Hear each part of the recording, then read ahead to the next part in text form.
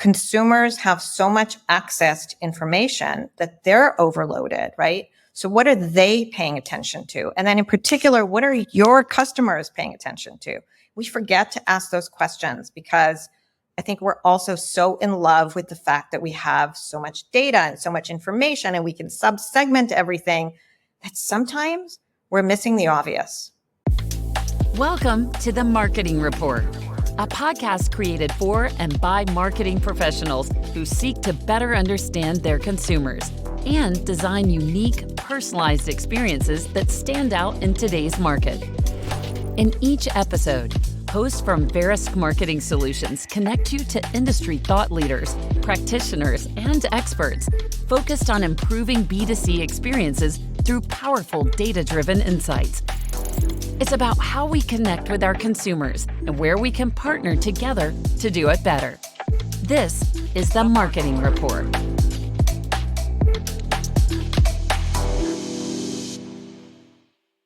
Hello and welcome to the Marketing Rapport. I'm Tim Finnigan and I head up product marketing for Verisk Marketing Solutions.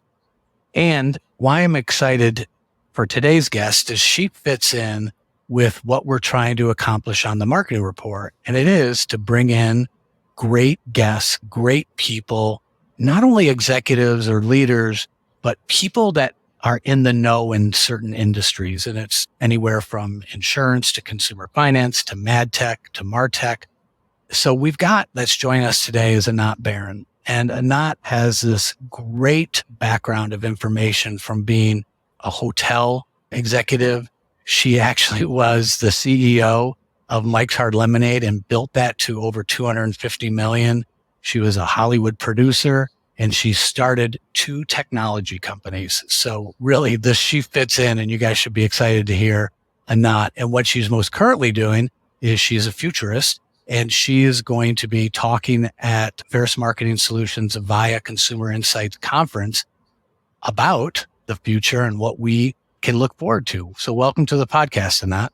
Thank you so much for having me.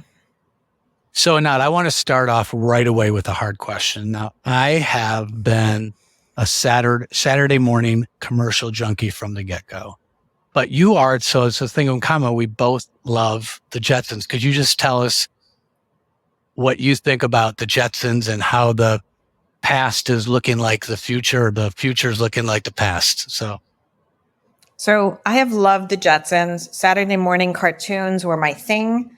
I was too young when the Jetsons first aired in 1962 to 1963. It only aired for 1 season. Do you know why? No, I do not know why. Because it aired in color and not enough people had color televisions. Fun fact to use at your next cocktail party. So moving right along. But I loved the Jetsons and the Flintstones, but the Jetsons in particular, because they portrayed a world of possibilities.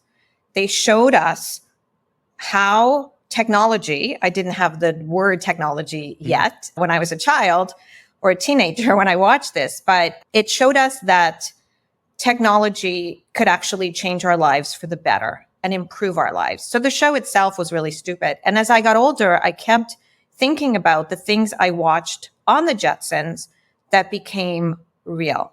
Many, many things, even things like MRI machines or the fact that you can swallow a pill camera. In medicine, the first time you saw, let's say, at-home fitness was on the Jetsons because Jane took at-home fitness classes. Everything from telemedicine to Roomba existed on the Jetsons. So I think there's something in both popular culture, like the Jetsons, and science fiction. And most science fiction, if you think about it, separate from the Jetsons, is that it's dystopic.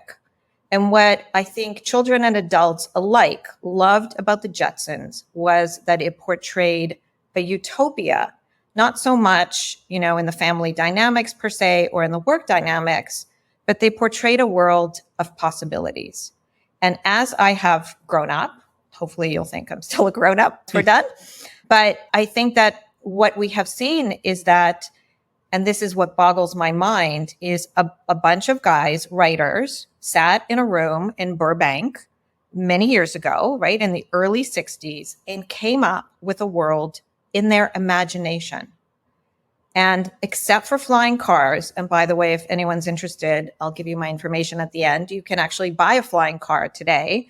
You just can't fly it. If you have $300,000, you can park it in your garage.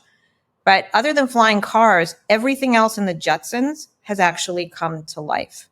And so this is a life imitating art. And I often think about this is if science fiction focused more on the good and on the good things that technology can deliver. So instead of the Terminator, something positive, I wonder how that would change the world. And I often wonder, did the people who invented all of these amazing inventions watch the Jetsons and decide to do it? Like which is imitating which? Is it life imitating art or art imitating life? Anyway, that's a long-winded response to your question, but I do find it fascinating. And that is, it makes me think of like there's more and more technology now. There's more and more data. But so where do we fit in as humans? So basically, we have so much data all around us, both as consumers and in the enterprise, right? We just are bombarded by data all the time, which means it's very hard to get consumers' attention, but it's also very hard for executives to know what to focus on with so much data.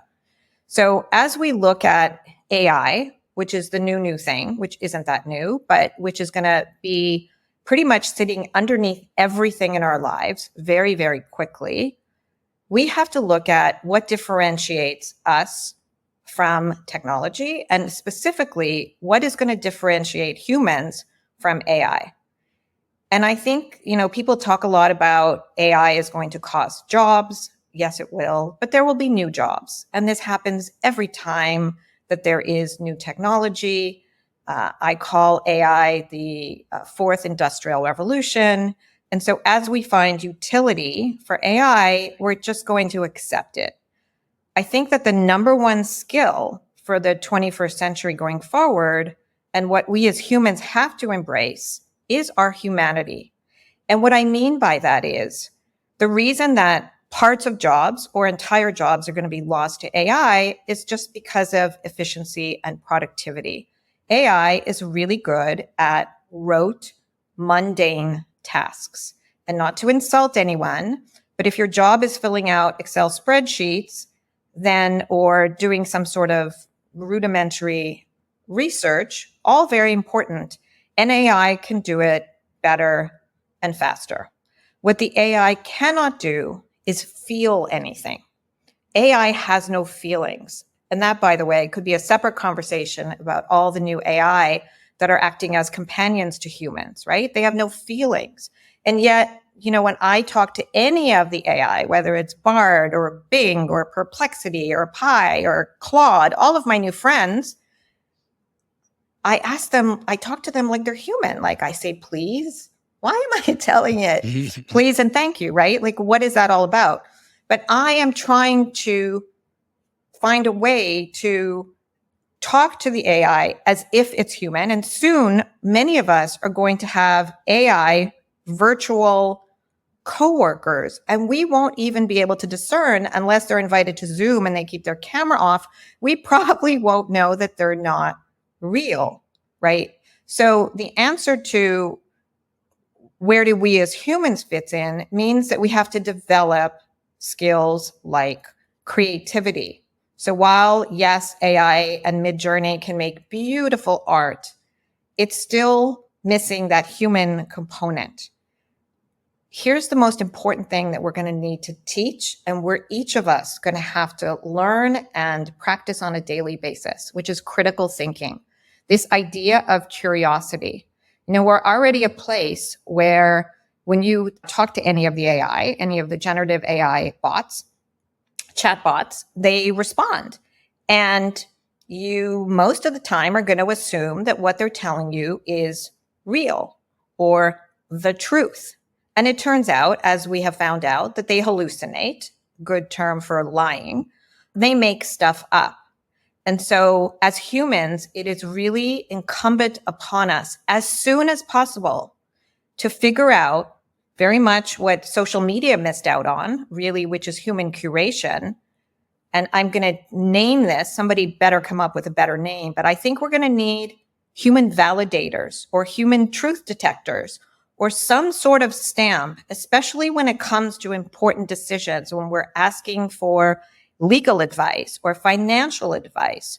I know insurance, whatever arena it's in, how are we going to know if you can't tell if the answer is coming from a human or an AI, whether it's real, right? And of course, humans make mistakes too, but there is going to be this trust factor that we really have to stay tuned to. So things like compassion, creativity, all of these things, but especially this idea of critical thinking is going to be important. And then something else we're going to have to do is collaborate with other humans, because computers don't do that, right? And AI is it's really just algorithms. No, I know it's very complicated, and these large language models are sitting on top of an incredible amount of data. But at some point, not only do we have to question the answers we get, we also have to figure out what to do with those answers. I think about that a lot too. You get all this consumer insights, but who's making the decision about what it means and what's important?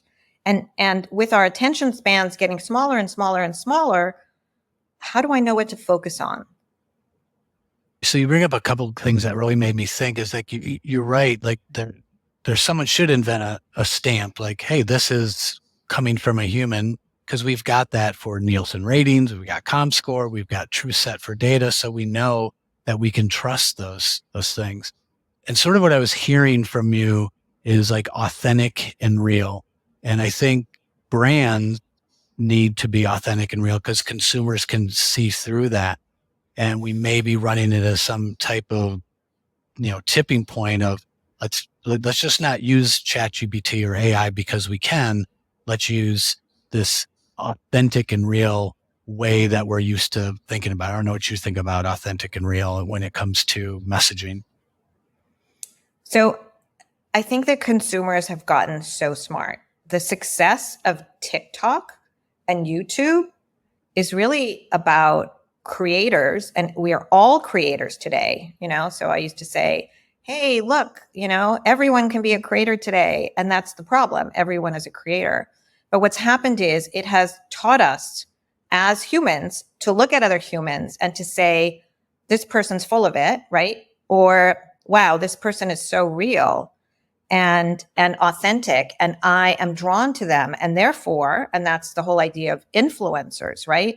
If you trust the influencer, when they start a brand, you're going to buy from their brand. And when they tell you, when they tell you that they use a product and love it, the problem is that trust has eroded because we now know that brands are spending millions of dollars on influencers to tell you that this is the best health supplement, and this is the new drink, and this is the new makeup, et cetera, et cetera. So we are almost trained to look for authenticity. And there's this whole idea of when is an influencer too big almost, right?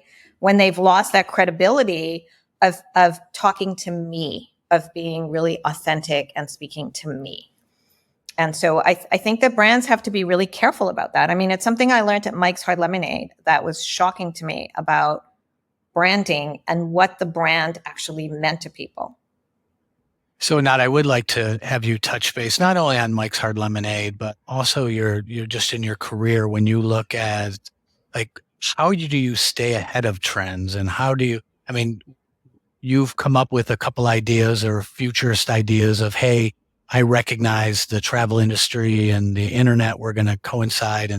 But could you just touch on how and let me start all over again. So, Anat, that's really interesting what you say about being authentic and real. And I would like to touch base a little more on Mike's Hard Lemonade and actually your career in general. And how do you stay ahead of trends? You're in the top spot, and how do you communicate to your employees, or how do you see some of the things that you've been aware of over your career? I think it's really hard today, but it has been throughout my career to see the person who looks ahead. Again, the Jetsons. Since I was a kid, I've always been able to look ahead. Not everybody else is caught up yet. So the most important thing is to be able to have some sort of vision. And I don't mean vision for the company. I just mean a vision of being able to describe and communicate to other people where the world is going. A lot of trends often don't come from inside your industry. They're coming from the world at large. And so while we're all very, very focused on our industry and our job and our role, somewhere, and I always tell people, take like 10% of your waking hours, right?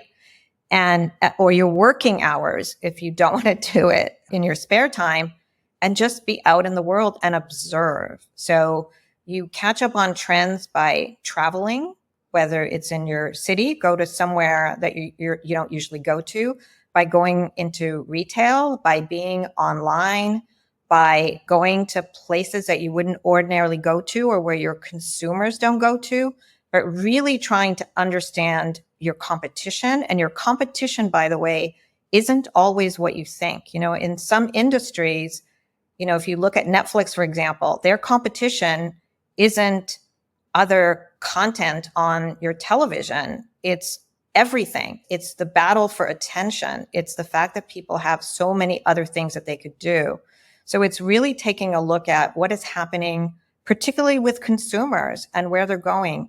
And because things are accelerating so quickly, the success comes when you can know where you want to go and then be agile enough to keep moving towards it. Because if you, and I don't like the word pivot necessarily, because pivot means you didn't see too far ahead and you're making a hard left or a hard right. You don't want to do that. You just want to be able to be agile enough to anticipate what might happen. Sometimes you're going to make mistakes. We made a big one at Mike's. The owner, for example, was in love with low carbs. We had a huge fight about Mike's Light. Nobody wanted it. I was right, by the way. Nobody wanted it. And and the reason he looked at a small subsection of drinkers and forgot about why people came to our brand. So sometimes you have to be careful not to jump on the trend because that trend may be happening in the outside world, but really doesn't relate to your customer base either. So it's a really fine balance. And I spend a lot of my time just taking in lots of information from different sources. For all of the people who say, I don't have a television and work in marketing, I would say, I'm not sure you're in the right side of the business, because pop culture is a humongous part of trends. I think it's really important to understand what's happening in popular culture. I think it's really important to stay ahead of what's happening in the retail space and in technology. And consumers have so much access to information that they're overloaded, right? So what are they paying attention to? And then in particular, what are your customers paying attention to? We forget to ask those questions because I think we're also so in love with the fact that we have so much data and so much information and we can sub-segment everything that sometimes we're missing the obvious. Speaking of obvious and pop culture, I saw you do a presentation and you asked the question and no one got it right. And it was, what is the largest emerging market in the world? And people were throwing out India, China. What's the right answer? The right answer is that the largest emerging market in the world is women. And we don't really think about that, but it's kind of obvious, right? Women's economic power is growing. We have more women CEOs, still less than CEOs named John, but we're getting there. And I think that women in general, we all know this, right? Make the majority of household buying decisions. And so women get ignored a lot. I see it in the startup space where women founders get ignored, get less than 2% of venture capital money. And yet it's a huge market. And I was very excited, and now everybody's going to know when we're recording this, but I was very excited to see that Barbie won the Barbieheimer weekend. And Barbie won for a variety of reasons, but one of which is that women don't really have movies to go see. Hollywood, where I used to work, is really about big blockbusters made for young men. And so if you can actually bring in a movie And of course, Barbie is a phenomenon, as was Wonder Woman, right? It's iconic, but a great marketing campaign, great timing, and an underserved market brought this phenomenon together. And I will tell you that I believe that Oppenheimer is its success this weekend is directly correlated and related to the success of Barbie. People went to the movies and Barbie drove those sales, and it's women who drove it. And yet women continue to be underserved. And I think for marketers in particular, they kind of forget who to go after. And so I do think that no matter any industry that I've been in, I have always paid attention, not just because I'm a woman, but mostly because I'm paying attention to who my potential customer base is. And I don't talk down to them. That's the other thing. And a lot of us are just missing that completely. I agree with you, Anat, and especially in the part about knowing who your customer is, because you could teach a marketing class and the 4Ps, and it's like, no, the 4Ps isn't correct. The 4Ps is correct, but there's things that need to happen before that, like who's your customer? And so I really like your ideas there, but some of the things that you've been talking about are not only being, trends and futurists, but disruption and how like Barbie is disrupting the market right now. But what other areas do you think are sort of ripe for disruption? Like what do you see that's coming that people should be sort of keyed in on? I think that every single industry is ripe for disruption, especially industries who've just been doing things the way they've always been done, which is almost all industries. And here's why. Consumers are getting smarter. We all have phones. We have, on top of their desire for authenticity from the brands and the companies that they buy from, there's also transparency. We've never had this before. Everything is out in the open. There are no more secrets, right? I don't have to give any examples. Everyone can conjure up all of it, whether it's in politics, whether it's, all the scandals that are coming out are because of this transparency. So everyone knows what's happening. Everyone knows whatever your secrets you're holding out on, they're going to come to light at some point. And so when it comes to disruption, what people really need to focus on is that customer experience. It's such a buzzword. It's so overused. But here is the thing. The world that I see in the future, the world actually that the writers of the Jetsons, I think, thought about are what makes my life better, me as the consumer. For my entire life, until very recently, consumers were at the behest of the brands and the companies and their providers. If I want to buy insurance, if I want to pay my credit card bill, if I want to buy a new pair of shoes, I have to do it on your website. I have to give you my information and you decide how long it takes and how you're going to deliver it, et cetera, et cetera. I don't have a lot of agency, right? But I think as we move forward, together with AI, I, as the consumer, am going to want to be treated like a person and the way that I want to be treated. So the other big buzzword that we brought up before, personalization, is going to come into this. I, as a consumer, and I believe most consumers, are going to be willing to give up some vestige of privacy, probably a lot, to get personalized experiences back. We are far away from that. I started a startup, like 10 years ago trying to do this. I was definitely too early. I think the time is coming, but I think that this world, and for those of you who can't see, I'm making a circle. And I think me, the consumer, is going to sit in the middle. And all of the technology in our lives is going to be coming to me and making my life better. That's the future that I see as a futurist, as someone who has worked in 7 different industries. I speak to almost every industry, kind of industry agnostic, and I speak mostly and look at consumer patterns and trends. And the most successful companies, I mean, that's where the idea of D2C came in, right? Direct to consumer was cut out the middleman and let me have a relationship directly with the brand. And so there's been a lot of failures in that space, but the really successful D2C companies have developed something that we've never had before, which are relationships, right? And these relationships, so it's me plus the brand, are going to be the way forward. And that's the future that I see. So if you, even Airbnb, which disrupted the hotel industry, right, is ripe for disruption, because there are many, many issues with Airbnb as a company. And there, go look at consumer comments about Airbnb. So even the latest, the disruptors from the O's, is that what they're called? From the, 2007, 2008, 2009, they're ready for disruption too.